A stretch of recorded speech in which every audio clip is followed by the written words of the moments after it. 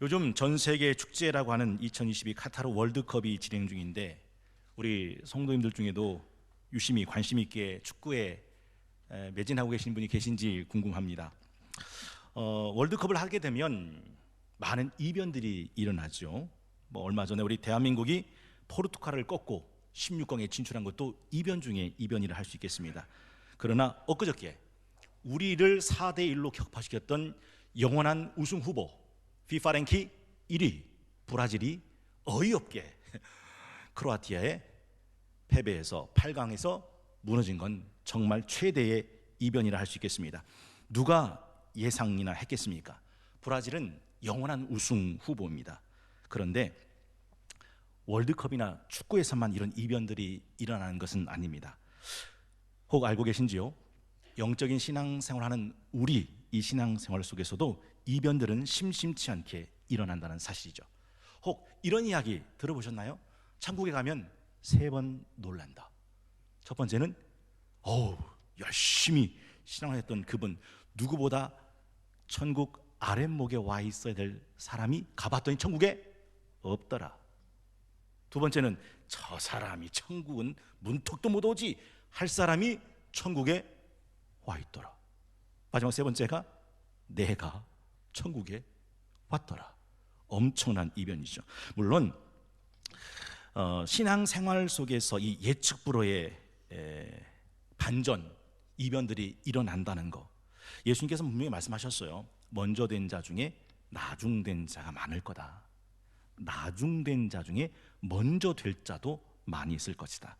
월드컵은 이런 예측 불허 이변 같은 것이 일어나면 재미라도 있죠. 근데 이 신앙생활에서 이런 이변이 일어난다면 이건 엄청난 재앙일 겁니다. 여러분, 성경이 우리에게 가르쳐주는 우리 영혼의 빌런 맞수가 있습니다. 기억하시는지요? 세상이, 내 육신이, 마귀가 너를 집어삼키는 빌런 맞수라고 말합니다. 예수께서 제자를 보내시면서 하신 말씀이 있어요.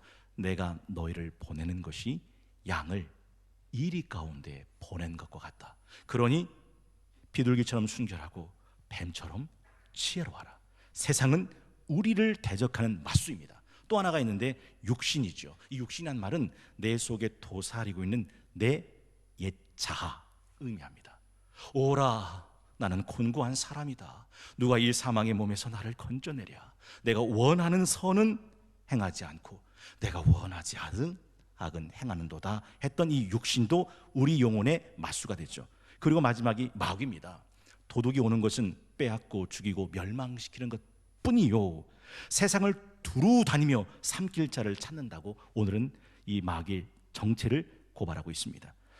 여러분 아시다시피 욥기 1장 7절에 보면 사탄이 두루 다니며 찾아온 장면을 이렇게 말합니다. 여호와께서 사탄에게 이르시되 네가 어디서 왔느냐. 사탄이 여호와께 대답하여 이르되 땅을 두루 돌아 여기저기 다녀왔나이다. 여러분, 욥이 어떤 사람이에요? 의롭고 정직하고 하나님을 경외하며 악에서 떠난 사람입니다. 근데 그 욥을 삼켜버리려고 하나님께 간계를 부린 게 이 사탄이었다라는 거죠. 하나님, 괜히 욥이 그렇게 의롭고 정직하고 경외하고 하나님을 악에서 떠난 사람인 줄 아십니까? 하나님께서 욥한테 복 주셨잖아요. 그 복 한번 울타리 치워보세요. 대번 하나님 저주하고 떠나버릴걸요. 그렇게 욥을 집어삼킨 사람이 바로 이 사단이었습니다. 베드로도 역시 마찬가지입니다. 사단아, 시몬아, 시몬아, 사단이 밀 까부르듯 내 믿음을 청구했으나 내가 너를 위해 기도했으니 돌이킨 후에 네 형제를 굳건하게 하라. 베드로도 사단은 밀 까부르듯 까불고 삼키려고 했다라는 것이죠. 예수님의 신앙도 역시 마찬가지입니다. 예수님께서 메시아로 삶을 시작하기 전에 유대 광야에서 40일 금식 기도하셨을 때 사탄은 찾아와서 예수님을 흔듭니다. 네가 하나님의 아들이거든 이 돌로 떡 만들어 먹어봐. 네가 하나님의 아들이거든 이 높은 성전 꼭대기에서 뛰어내려봐. 천하만국의 모든 영혼을 다 보여주면서 그래 봤지? 한 번만 내게 절해. 이건 다 네게 준다. 그때 예수님께서 하신 말씀, 기록되었으되 또 기록되었으되 주 너희 하나님을 시험치 말고 오직 그를 경배하고 섬기라 하셨느니라. 사탄아 내 뒤로 물러가라 라고 말씀하셨습니다. 그런데 그렇게 사탄에게 삼켜진 이가 있으니 예수님의 제자 중에 가룟 유다는 삼켜집니다. 예수 팔 생각 집어넣고 평생 따라다녔던 예수님을 은 30에 미련 없이 팔아버립니다. 궁금해지지 않습니까? 그 사단이 오늘 본문 근신하라 깨어라 너희 대적 마귀가 우는 사자같이 두루 다니며 삼킬 자를 찾는 그 사단 대적 마귀가 지금은 뭘 하고 있을 것 같으세요? 혹시 나를 흔들고 나를 삼키기 위해서 다가온 사탄의 존재를 느껴보신 적이 있으십니까? 아, 사탄이구나. 아, 마귀구나. 아, 날 흔드는구나. 아, 날 밀 까부르듯 까불리고 있구나 라고 느껴보신 적 있으십니까? 그렇게 느껴졌을 때 여러분은 어떻게 하십니까? 목회자 중에, 성작 중에, 신앙인 중에, 크리스찬들 중에 그 가정, 그 교회, 그가 그렇게 삼켜지고 있다는 거 우리 다 잘 알고 있는 사실이죠. 사실 이 사단이 우리를 향한 공격용 무기는 딱 하나, 죄를 짓게 만드는 것입니다. 기억나시는지요?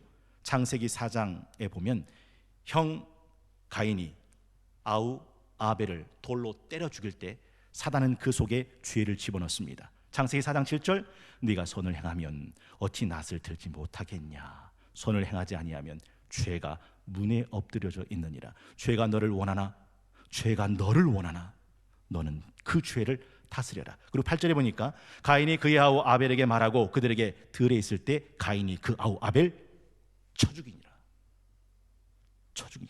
여러분, 우리가 잠시라도 우리 마음의 긴장을 늦추기로 하면 죄는 그 틈을 놓치지 않고 파고 들어와 우리 영혼을 위협하고 집어삼킵니다. 우리나라 말 속담에 홧김에 서방질한다는 말이 이거죠. 가인은 홧김에 아벨을 돌로 때려 죽입니다. 궁금해집니다. 여러분의 인생을, 여러분의 신앙을, 여러분의 영혼을 무엇이 끌고 가고 있습니까? 내 감정, 내 기분, 내 자존심에 이끌리는 신앙입니까? 한번 생각해 보세요. 내 기분, 내 감정, 내 자존심에 끌리는 내 언행심사, 내 기분, 내 자존심, 내 감정에 이끌리는 내 지정의, 내 기분에 이끌리는 내 선택, 내 결정, 과연 여러분은 뭐에 이끌리며 살아가고 계십니까? 사실 세상은 영적인 전쟁터입니다. 하나님이 처음 세상을 만드셨을 때 이 세상은 하나님이 보실 때도 좋은 세상이었습니다. 그런데 그 세상이 마귀의 덫에 걸립니다. 선악을 알게 나무 열매를 따먹지 말라, 먹는 날엔 정령 죽으리라 했던 그 선악의 열매를 사단은 와서 속삭입니다. 먹어. 먹는 날에 내 눈이 밝아져 너도 하나님같이 돼. 이 속에 속아 넘어서 아담과 하와는 그 선악과를 따먹게 되죠. 그리고 난 다음 아담과 하와에게 하나님은 더 이상 하나님이 아닙니다. 두려움의 대상이죠. 하나님이 에덴 동산에 찾아왔을 때 아담과 하와는 숨기 바빴고 변명과 회피만 늘어놓기 시작했습니다. 여러분, 아담과 하와가 처음에 하나님의 사이 속에서 부부가 됐을 때 너는 내 뼈 중에 뼈요 내 살 중에 살이다 라고 했습니다. 벌거벗었으나 부끄러워하지 않았습니다. 그런데 선악을 알게 난 나무 열매를 따먹고 난 죄가 사단이 삼킨 후에 아담과 하와는 더 이상 벌거벗었으나 부끄러워하지 않는 사이가 아니라 부끄러움과 수치를 주는 존재가 됐고, 기억하십니까? 너는 남편을 원하고 남편은 너를 다스리는 종속 관계가 되었고, 하나님, 내가 따먹고 싶어서 따먹었습니까? 당신이 내게 주신 저 여자가 내게 먹으라 주었으므로 내가 먹지 않았습니까? 선악을 알게 나무 열매를 따먹은 책임을 서로에게 돌리기에 바빴습니다. 자연은 가시덤불과 엉겅퀴가 피어났고, 가인이 농부였기 때문에 밭을 갈아도 밭은 더 이상 그에게 효력을 주지 않았습니다. 천연재해, 가뭄, 기근, 홍수, 장마가 터지기 시작했습니다. 인생 보십시오. 불안과 근심과 걱정과 염려와 생로병사, 네가 평생 죽을 때까지 땀을 흘려 밭을 갈아야 먹을 것이다. 넌 흙이니 흙으로 돌아간다. 이게 죄가, 마귀가 삼킨 이 세상의 모습이었다라는 거죠. 그러니 마귀 덫에 걸린 세상에 더 이상 진정한 기쁨이나 평안과 행복은 없습니다. 여러분 잊지 마십시오. 이 세상에 완전한 인생은 없습니다. 이 세상에 완전한 국가도 없습니다. 완전한 직장도, 완전한 교회도 없습니다. 아니, 완전한 부모 없습니다. 완전한 부부, 완전한 가정, 완전한 자녀 없습니다. 어디에도 없습니다. 모두가 죄와 허물과 잘못된 연약과 부족한 모습입니다. 하자 있는 인생입니다. 누군가 이런 말을 하더라고요. 아휴, 치질이도 복도 없는 거. 내 인생만 이렇게 지저분하고 힘든가? 에휴, 치질이 복도 없는 거. 내 인생만 이렇게 지저분하고 힘든가? 전 그때 가서 말해주고 싶었습니다. 당신의 인생만 지저분하고 힘든 게 아니라 이 세상을 살아가는 모든 사람들의 인생이 다 그런 거라고. 여러분, 잠언 27장 1절에 보면 너는 내일 일을 자랑하지 마라, 장담하지 말라는 겁니다. 확신하지 말라는 겁니다. 왜 그럴까요? 하루 동안에 무슨 일이 날는지 넌 알 수 없다. 그래서 고린도전서 10장 2절에 그런즉 선줄로 생각하는 자는 넘어질까 조심해라. 언제 자빠져도 이상하지 않은 세상이 우리가 살아가는 세상이죠. 그래서 우리는 하나님의 은혜가 필요한 것입니다. 그래서 우리는 성도의 인내가 필요한 겁니다. 그래서 우리는 그리스도의 능력과 권능이 필요합니다. 오늘 본문이 우리에게 가르쳐 주신 본문이 바로 이 말씀이다라는 것이죠. 두 번째는 믿음을 굳건하게 하고 마귀를 대적해야 한다라고도 말씀합니다. 어떤 적에게 밀리지 않도록 든든한 진지를 구축하는 것을 굳건하게 하다라는 말의 의미죠. 어떤 홍수나 장마나 폭우에도 무너지지 않도록 견고한 댐, 뚝, 수문을 세워두라는 말씀입니다. 9절, 너희는 믿음을 굳건하게 하여 할 때 이 굳건이 바로 어떤 적에게도 밀리지 않도록 든든한 진지를 구축하라라는 말의 의미이더라라는 것이죠. 또한 마귀를 대적하라고 말하죠. 예수님께서는 마귀가 공격할 때 마귀를 놔두지 않으셨습니다. 유대 광야 40일 금식기도 한 후에 마귀가 흔들 때 네가 하나님의 아들이야? 돌로 떡 만들어 먹어봐. 네가 하나님의 아들이야? 이 높은 데서 뛰어내려봐. 천사가 네 발을 받들어 줄 거야. 천하 만국의 모든 영광을 네게 보여주며 한 번만 절해. 내가 이 모든 것을 네게 주리라 했을 때 예수님은 단호하게 기록되었을 때 사람이 떡으로만 사는 게 아니라 하나님의 입에서 나오는 모든 말씀으로 산다. 기록되었을 때 주 너희 하나님을 시험치 말라 하셨느니라. 또 기록되었을 때 오직 주 여호와를 경배하고 다만 그를 섬기라 하셨느니라. 사탄아 내 뒤로 물러가라. 이게 예수님의 대적이셨다라는 거죠. 우리가 다 잘 아는 대로 예수님께서 내가 예루살렘에 올라가 십자가에 못 박혀 장로들과 서기관과 바리새인들에게 고난받고 죽어야 한다라는 말씀하셨을 때 베드로가 만류합니다. 주여 그리하지 마십시오. 이때 예수님은 단호합니다.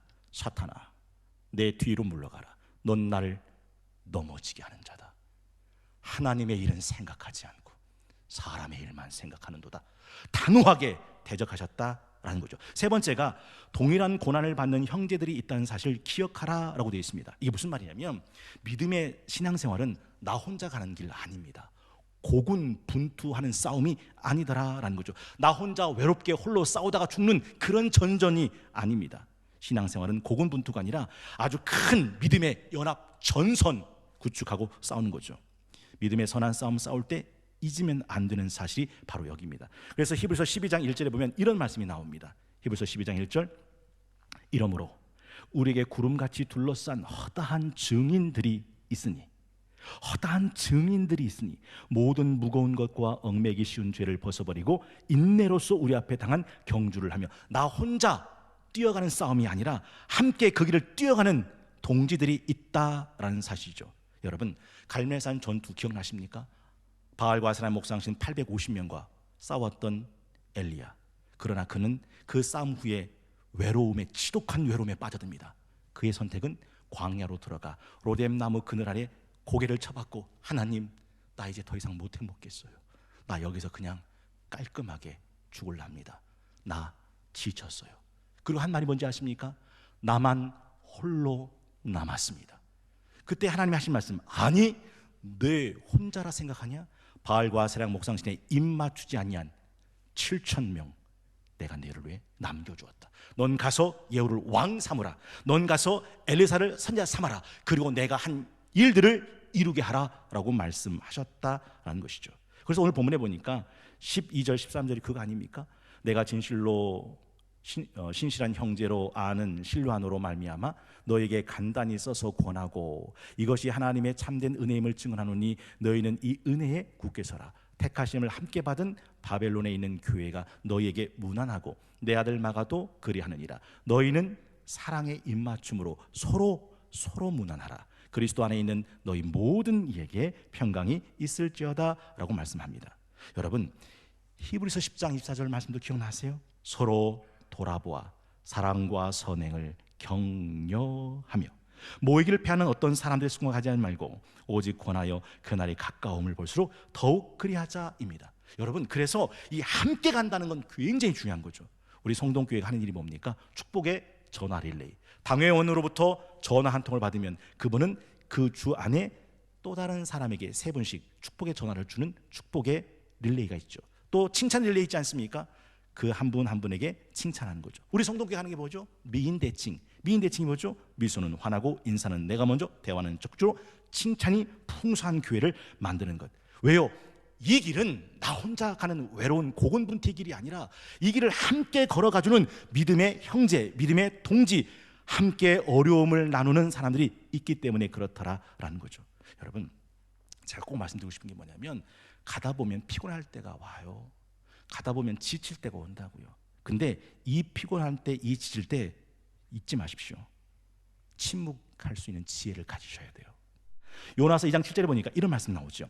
내 영혼이 내 속에서 피곤할 때에서는요, 장자의 명분 팥죽을 바꿔 먹었잖아요. 근데 요나는 내 영혼이 내 속에서 피곤할 때 내가 여호와를 생각했더니 내 기도가 주께 이르렀사오며 주의 성전에 미쳤나이다. 여러분, 천년 만년 가는 사랑 어디 있겠습니까? 그러나 똑같이 천년 만년 가는 권태기도 없습니다. 권태기 찾아왔다고 다 집어던져 버리면 후회할 것이 바로 그것이죠. 어차피 감정은 지나가는 거죠. 중요한 결정을 순간 지나가는 감정으로 결정 내린다는 것은 너무도 어리석다라는 것입니다. 예수님께서 이 마지막을 승리하셨던 이유가 뭔지 기억나십니까? 히브리서 12장 2절에 보니까 믿음의 주요 또 온전하게 하신 이인 예수를 바라보자. 그 앞에 있는 기쁨을 위하여 십자가를 참으사 부끄러움을 개의치 아니하시더니, 이 부끄러움을 개의치 않는다는 말이 뭐냐면 기분, 자존심이 상한 것을 개의치 않으시고 하나님 보좌 우편에 앉으셨다. 너희가 피곤하여 낙심하지 않기 위하여 죄인들이 이같이 자기의 거역한 일을 참으신 이가 누구죠? 예수님도 참으셔서 마지막 하나님 보좌 우편에 앉으셨습니다. 저는 예수님께서 골고다 언덕 십자가에서 하셨던 마지막 말씀이 너무 좋아요. 테테 로스타이, 내가 다 이루었다. 내가 다 이뤘다. 이건 사도 바울의 고백이기도 하죠. 내가 선한 싸움 싸우고 내가 달려갈 길 마치고 내가 내 믿음 지켰다. 그래서 이 마귀의 덫에 걸렸을 때 마지막 네 번째가 이 싸움을 끝낸 후 예비된 승리의 영광을 바라보는 것이다 라고 할 수 있습니다. 그게 10절에 있는 말씀입니다. 모든 은혜의 하나님 곧 그리스도 안에서 너희를 부르사 자기의 영원한 영광에 들어가게 하신 이가 잠깐 고난을 당한 너희를 친히 온전하게 하시고 굳건하게 하시고 강하게 하시며 털을 견고하게 하실 것이다 라고 말씀해 주고 있습니다. 여러분, 주의 일 하다가 기분 상할 때 올까요, 안 올까요? 옵니다. 근데 잊지 마세요. 주의 일 하다가 기분 상하는 그 순간이 찬스, 기회입니다. 어떤 찬스인지 아십니까? 내가 이 일을 나를 위해 내 기분으로 일했는지 아니면 내가 이 일을 주를 위해 주께 받은 사명으로 일했는지 그걸 알 수 있는 기회죠. 내가 내 기분으로 일한 것이라면 내 기분 상할 때 그 일은 더 이상 할 수 없습니다. 집어 던집니다. 그런데 내가 주께 받은 사명으로 일한 것이라면 내 기분이 상할 때가 오더라도 그 일을 마치려 하면은 내 자존심을 조금도 귀한 것으로 여기지 아니하고 그 일에 최선을 다하게 된다라는 사실이죠. 나는 선한 싸움 싸우고 달려갈 길 마치고 믿음을 지켰다라고 하는 사도 바울의 고백처럼요. 오늘은 12월 11일 베드로전서 강의 11번째 시간 마귀의 덫에 걸렸을 때라는 제목으로 함께 말씀을 나눴습니다. 여러분, 어떻게 해야 됩니까? 근신하고 깨어 있어야 됩니다. 어떻게 해야 됩니까? 믿음을 굳건하게 하고 마귀를 대적해야 합니다. 어떻게 해야 됩니까? 이 동일한 고난을 받는 믿음의 형제들이 함께 있다는 사실을 기억해야 됩니다. 나 혼자 가는 길 아닙니다. 나 혼자 싸우는 싸움 아닙니다. 나 혼자만의 믿음 생활 아니더라라는 거죠. 그리고 마지막 이 싸움 다 끝난 후에 예비된 승리의 영광을 바라볼 수 있어야 되죠. 인류가 만든 가장 안전한 교통수단이 있습니다. 비행기죠. 근데 그 비행기도요, 안전벨트를 매야 되는 때가 있습니다. 언제 안전벨트를 매죠? 비행기가 이륙할 때하고 비행기가 착륙할 때입니다. 왜 비행기에 안전벨트를 매게 하는 걸까요? 그때가 가장 위험하기 때문입니다. 2022년 12월 한 해에 착륙을 시도하는 달입니다. 지금은 가장 위험한 달입니다. 여러분, 교회에서, 신앙에서 영혼의 안전벨트를 매고 계십니까? 누구도 예외 없습니다. 말씀과 기도의 안전벨트를 매지 않으면 이 착륙하는 위험한 때에 위험을 당해도 아무 이상이 없는 것이죠. 저는 꼭 말씀드리고 싶은 게 있어요. 철로역정을 읽어보지 못하신 분이 있으면 꼭 읽어보실 수 있기를 강추해드리는데, 철로역정 중에 미궁이라고 하는 곳에 들어가는 기독교의 내용이 들어옵니다. 들어가려고 하는데 양쪽에서 으렁거린 사자가 위협해 오지요. 그래서 들어갈 수가 없습니다. 이러지도 못하고 저러지도 못하는 상황입니다. 미궁지기가 말합니다. 두려워하지 마세요. 그 사자는 쇠사슬에 묶여있는 사자입니다. 좌로도 우로도 치우치지 말고 오롯이 가운데로만 오시면 안전합니다. 사자를 가만히 봤더니 그 사자의 목엔 쇠사슬이 묶여져 있었다라는 거죠. 여러분, 내가 지금 신앙생활 어디쯤 왔나? 내가 지금 누구를 만나고 있나? 내가 지금 어떤 상태에 빠져 있나? 지금 내가 필요한 것은 무엇인가? 내가 지금 무엇을 해야 되는가? 한번 생각해 보십시오. 철로역정 속에 다 들어있어요. 우리 영혼을 지키는 가장 안전한 안전벨트가 하나 있다면 그것은 믿음의 공동체 안에 소속되어 있는 거죠. 오늘 베드로가 이 땅에 흩어지는 모든 성도들에게 주는 마지막 메시지가 뭡니까? 12절. 내가 신실한 형제로 하는 실로 안으로 말미암아 너에게 간단히 써서 권하고 이것이 하나님의 참된 은혜임을 증언하노니 너희는 이 은혜 굳게 서라. 택하심을 함께 받은 바벨론에 있는 교회가 너에게 문안하고 내 아들도 마가가 그러하니라. 너희는 사랑의 입맞춤으로 서로 문안하라. 그리스도 안에 있는 모든 이에게 평강이 있을지어다. 이 베드로전서 누가 썼을까요? 베드로요? 아닙니다. 실제로는 실로아노가 썼습니다. 베드로는 뭐 한 거예요? 말한 거예요. 그걸 대필한 사람이 실라입니다. 사람들이 오해하는 것이 있는데 그게 나 혼자 독박 쓰는 거라고 생각합니다. 아닙니다. 우리는 함께 해가는 것이다 라는 거죠. 사실 목적이 이끄는 교회, 하나님이 목적이 이끄는 교회가 반드시 해야 되는 일이 하나 있어요. 그게 뭐예요? 교인 한 사람 한 사람을 하나님 나라의 사역자로 세워드리는 일입니다. 그래서 에베소 4장 12절에 보니까 이렇게 되어 있어요. 이는 성도를 온전하게 하여 봉사일을 하게 하며 그리스도의 몸을 세우려 하십니다. 성도가 언제 온전해집니까? 그가 봉사일을 할 때. 그 봉사일이 결국 뭘 하는 겁니까? 주의 몸된 교회를 세우는 일이죠. 목적이 이끄는 교회는 교인들이 마당만 밟고 지나가게 만들지 않고 한 사람 한 사람을 교회의 사역자로, 봉사자로 세우는 교회입니다. 여러분, 한번 여쭤볼게요. 여러분 알고 계신지 잘 모르겠습니다. 그 마태복음 20장에 보면 품꾼 이야기가 나오죠. 집주인이 장터에 가봤는데 놀고 있는 사람이 너무 많은 거예요. 그래서 그 사람을 자기 포도원의 일꾼으로 삼아서 한 데나리온을 주기로 했습니다. 그때가 오전 9시입니다. 근데 12시에 가봤더니 또 놀고 있는 사람이 있습니다. 너 왜 놀고 있냐? 너도 와서 내 포도원에서 일 좀 해라. 그리고 오후 3시에 가봤더니 또 놀고 있는 사람이 있습니다. 야, 왜 놀고 있어? 너도 내 포도원에 가서 일 좀 해. 그리고 마지막 제11시 오후 5시입니다. 5시에 가봤더니 또 놀고 있는 사람이 있습니다. 이제 마지막 파감은 몇 시냐면 6시면 파감입니다. 1시간 남았어요. 그런데도 집주인은 왜 놀고 있어? 마태복음 20장 6절 제11시에도 나가보니 서 있는 사람들이 또 있는지라 이르되 너희는 어째서 종일토록 놀고 여기 서 있냐? 7절에 보니까 이르되 우리를 품꾼으로 쓰는 이가 없음이니라 이르되 너희도 포도원에 들어가라 하니라. 그리고 1시간 일하고 하루 종일 12시간 일한 한 데나리온을 다 줍니다. 여러분, 왜 이 집 주인은 그 사람을 놀고 있는 걸 못 보고 왜 1시간이라도 일해서 그 포도원 품꾼으로 삼았던 걸까요? 이유는 딱 하나예요. 그래야 하루를 살 품삯을 받을 수 있기 때문입니다. 이게 하나님 아버지의 마음이죠. 교인을 교인으로 방치하지 않고 하나님 나라의 품꾼으로 세울 때 그가 하나님 나라의 품삯, 양식을 얻을 수 있기 때문이죠.